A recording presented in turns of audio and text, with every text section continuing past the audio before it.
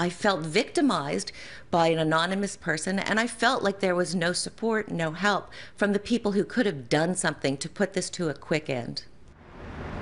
Good evening. We begin with a City News exclusive. A Toronto woman has filed a report with the Toronto Police after she says someone attempted to steal hundreds of dollars from her credit card. She was first notified of this by a retailer, but was shocked to find out when she says the employee told her they wouldn't be calling the police to file a report on the man, even though that man was standing right in front of them. Retailers are on the front lines in terms of stopping these kinds of acts, and I think that they have a responsibility to do something. Suzanne, who doesn't want her last name used, says Rona let the man who attempted to steal over $800 from her walk away without calling police. She says she received a call Saturday night from Rona Stockyard saying a man who was still in the store was attempting to pick up a purchase he made online using her credit card. He had her name, credit card number, and address.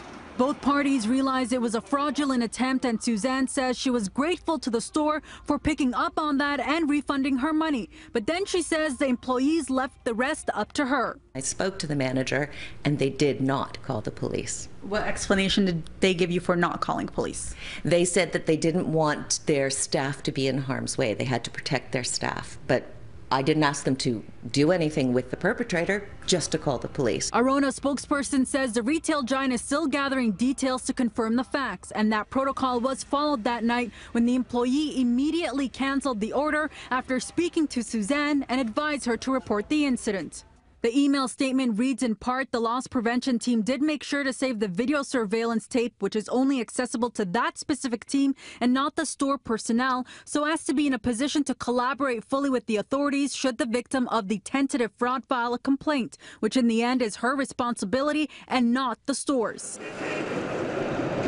The security expert says retailers don't tend to call law enforcement these days because of safety and fear of lawsuits. A person is just trying to do their job behind the counter at a supermarket, and they're telling the other person that there's an issue here. It can become violent. It becomes very dramatic in the store, and they don't want any of that to occur. Daniel Tobak advises credit card holders to become more vigilant with checking their transactions daily, saying these forms of bold thefts are becoming more common as technology is advancing. Even when you have a chip card, you should still have your credit card signed.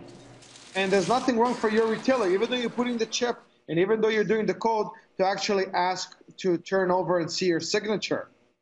Because what we see with a lot of fraudsters out there, they don't even bother signing the card. The experience has Suzanne questioning how retailers respond to these calls. They need to find a protocol that is suitable, not to just protect their employees and their property, but to help protect the community at large. Well, the card has since been canceled. Suzanne tells me she's also in touch with Visa, who has also launched an investigation of their own. Now, this story was sent to us by a City News viewer. If you have a story you'd like us to look into, here are all the ways you can get in touch with us.